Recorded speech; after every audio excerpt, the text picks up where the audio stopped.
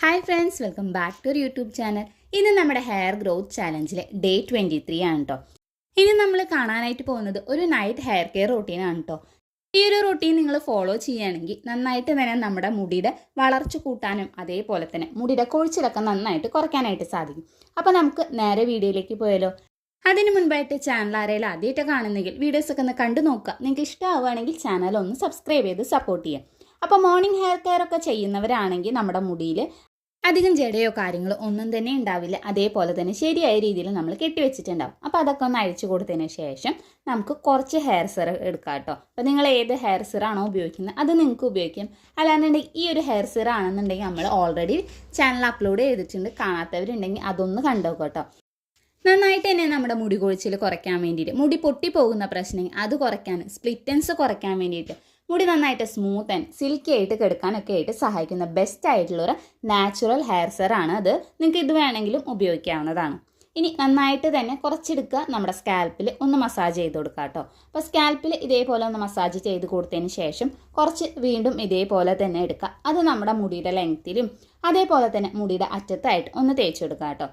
ഇനി hair toner apply ചെയ്യുന്നവരാണെന്നുണ്ടെങ്കിൽ നമുക്ക് ഇതിന് മുൻപായിട്ട് ചെയ്ത് കൊടുക്കണം എന്നുണ്ടെങ്കിൽ ചെയ്ത് കൊടുക്കാവുന്നതാണ്. ഞാൻ ചില ദിവസങ്ങളിൽ ഹെയർ ടോണർ ഒന്നും അപ്ലൈ ചെയ്ത് കൊടുക്കാറില്ല. സെറം മാത്രം നമ്മുടെ സ്കാൽപ്പിലും മുടിയുടെ ലെങ്ത്തിലും നന്നായിട്ട് തേച്ച് കൊടുക്കാറാണ് പതിവ്. ഇനി എല്ലായിടത്തും തേച്ച് കൊടുത്തതിന് ശേഷം നമ്മുടെ മുടി ഒന്ന് ഉണങ്ങാനായിട്ട് വിടാം കേട്ടോ. എന്തായാലും സെറം നമുക്ക് വെള്ളം പോലെ ആയതുകൊണ്ട് തന്നെ നമ്മുടെ മുടിയിൽ കുറച്ച് ചെറിയ നനവൊക്കെ ഉണ്ടാവും. അപ്പോൾ അതൊക്കെ നന്നായിട്ട് മാറിയതിന് ശേഷം നമുക്ക് മുടിയിലെ ജടയൊന്ന് കളയാം കേട്ടോ. ഇതേപോലെ മുടി 2 സെക്ഷൻ ആക്കിയിട്ട് എടുക്കുക. എന്നിട്ട് ആദ്യം നമ്മുടെ കൈ ഉപയോഗിച്ചിട്ട് ഒരുവിധം ജട മുഴുവനായിട്ട് നമുക്ക് കളയാനായിട്ട് സാധിക്കും. അപ്പോൾ തന്നെ ഒരു പരിധി വരെ നമ്മുടെ മുടി കൊഴിച്ചിൽ കുറയ്ക്കാനും മുടി പൊട്ടിപ്പോകുന്ന പ്രശ്നം അതൊക്കെ കുറയ്ക്കാനായിട്ട് സഹായിക്കും. അങ്ങനെ 2 സൈഡിലും ജടയൊക്കെ നന്നായിട്ട് കളയാം കേട്ടോ. അതിനുശേഷം നമ്മുടെ സ്കാൽപ്പ് ഒന്ന് മസാജ് ചെയ്തെടുക്കാം കേട്ടോ. അപ്പം നന്നായിട്ട് തന്നെ മസാജ് ചെയ്തെടുക്കാം. ഇങ്ങനെ ചെയ്യുമ്പോൾ നമ്മുടെ തലയോട്ടിയിലെ ബ്ലഡ് സർക്കുലേഷൻ നന്നായിട്ട് കൂടാനും അതോടൊപ്പം നമ്മുടെ ഹെയർ ഗ്രോത്തൊക്കെ നന്നായിട്ട് പ്രൊമോട്ട് ചെയ്ത് മുടി കൊഴിച്ചിലൊക്കെ നന്നായിട്ട് കുറയ്ക്കാനായിട്ട് സഹായിക്കും. ഒരു 5 മിനിറ്റ് നേരെങ്കിലും ദിവസം നിങ്ങൾ ഇതൊന്ന് ചെയ്തു നോക്കാം കേട്ടോ. നല്ല ബെസ്റ്റ് ആയിട്ടുള്ള റിസൾട്ടാണ് കേട്ടോ കിട്ടുക. മുടി ഇതേപോലെ ഫ്രണ്ടിലേക്ക് ഇട്ട് കൊടുത്തതിന് ശേഷം മസാജ് ചെയ്ത് കൊടുക്കുന്നത് ഒന്നും കൂടി നമ്മുടെ ഹെയർ ഗ്രോത്ത് കൂടുതലായിട്ട് പ്രൊമോട്ട് ചെയ്യാനായിട്ട് സഹായിക്കും. അപ്പോൾ നന്നായിട്ട് തന്നെ നിങ്ങളൊന്ന് മസാജ് ചെയ്ത് കൊടുക്കുക.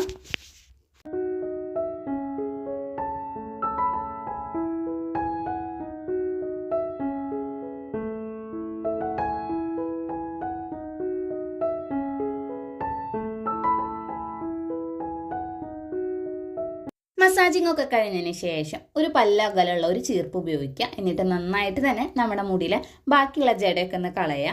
അതേപോലെ തന്നെ നമ്മുടെ സ്കാൽപ്പിൽ ഒരു 2 മിനിറ്റ് നേരമെങ്കിലും ഇതേപോലെ ഒന്ന് ചെയ്ത് കൊടുക്കുക കേട്ടോ. ഇനി ഈ സെറൊക്കെ എവിടെയെങ്കിലും ആവാത്തത് ഉണ്ടെങ്കിൽ ഈ ഒരു ചീർപ്പ് ഉപയോഗിച്ചിട്ട് നമുക്ക് എല്ലാ സ്ഥലത്ത് ആക്കാനായിട്ടും സഹായിക്കും.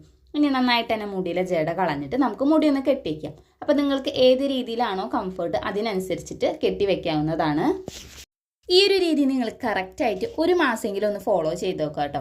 ഇനി അതില്ലെങ്കിലും ഒരു 2 ആഴ്ചയെങ്കിലും കറക്റ്റായിട്ട് ഈ ഒരു രീതി നിങ്ങൾ ചെയ്തു നോക്കുകയാണെങ്കിൽ എന്തായാലും നിങ്ങൾക്ക് റിസൾട്ട് കിട്ടും. നന്നായിട്ട് തന്നെ മുടി കൊഴിച്ചിൽ കുറയാനും അതോടൊപ്പം ഹെയർ ഗ്രോത്ത് ഒക്കെ നന്നായിട്ട് പ്രൊമോട്ട് ചെയ്യുന്ന രീതിയാണത്.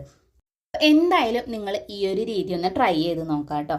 ഞാനിവിടെ ചെയ്യുന്നത് ഒരു ബൺ ഹെയർ സ്റ്റൈലാണ് കേട്ടോ. അപ്പോൾ അതിനായിട്ട് മുടി ഇതേപോലെ ഒന്ന് ഫ്രണ്ടിലേക്ക് ഇട്ട് കൊടുക്കുക.